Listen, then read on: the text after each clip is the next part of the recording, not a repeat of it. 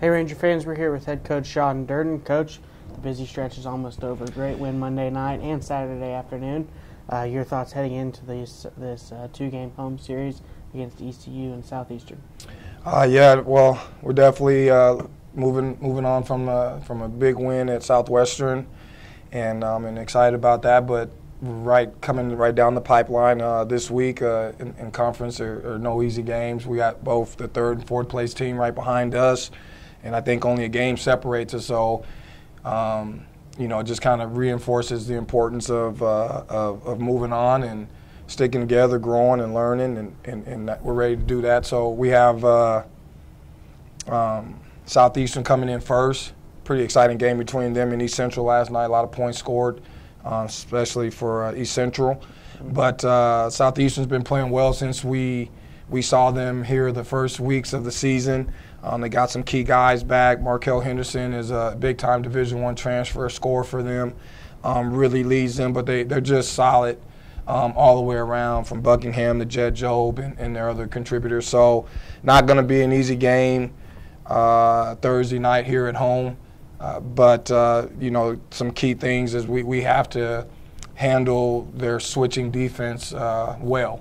And they go from man to zone to full court press to three-quarter press, and they've been really effective with that. So good. And then what were some of the lessons learned on Monday night? You get up, get a big lead in the first couple minutes of the game, then it kind of slips away, and then you find a way to win in the last few minutes.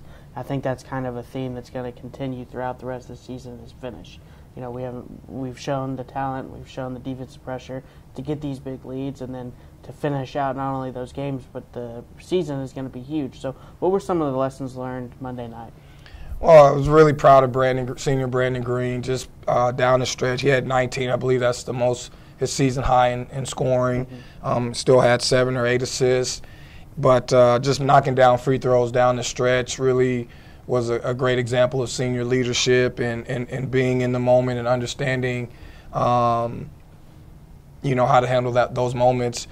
I believe that was only our third win in 20 years since they renewed the rivalry before, and since they've renewed it down there in that place. And it's one of those games you tell the guys and you believe it, but we also believe we were better than them, that we could win there. But you tell the guys, hey, you could throw the records out when it comes to this game. And I really feel that that's kind of how the game flowed. We did get off to a hot start. We shot the ball well. Greg Minor, early 3-point, made a couple early threes. We were able to get inside. We were able to get on the glass and execute. But the one thing about the game itself, as well as how SWAZU and a lot of teams in our conference are playing, is that three-point line.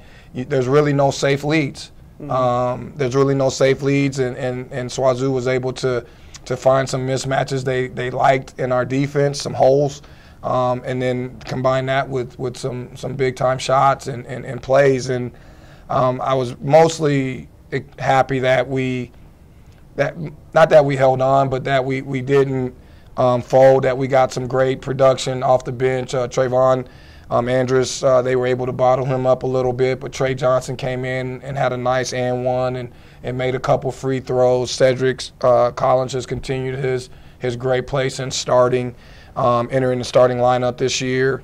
And I thought Elijah very small minutes, but he allowed our depth to keep us in the game and to hold on. And I told the guys before the game, as my mentor told me, a 1-point win is a blowout, and especially in those kind of games, that's the way we looked at it. At the end of the day, you wanted to walk away with the win for conference, and then secondary, you wanted to beat your rival. Good.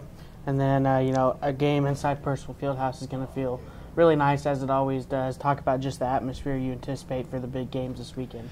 I think the crowds for both the men and women games here since school's gotten back in have been phenomenal. I know we've had football and baseball and volleyball, all the different sports out, as well as our local fans. And I can tell everyone that the guys notice it. They're excited about it. Obviously, winning helps, bring people in and follow you. But we also know that that we got good guys, and that's a big part of it too when they're out in the community and getting to, and saying hello to people and getting to meet different people. And so, but being home, we definitely appreciate it. We know we got a long stretch the second half of the season because we play so many games at home that we're going to have to go on the road and take our defense with us and perform to continue to play the way that we are. But Pierceville's been good for us, and we need a big crowd on Thursday and Saturday to kind of be that sixth-man for us and push us to victory. Good. Well, fans, you heard it straight from head coach Sean Dirden. It's going to be a big atmosphere Thursday night. Come out and join. 7:30 when we take on Southeastern, and then again on Saturday at 3 o'clock against East Central. Thanks, Coach. Thank you.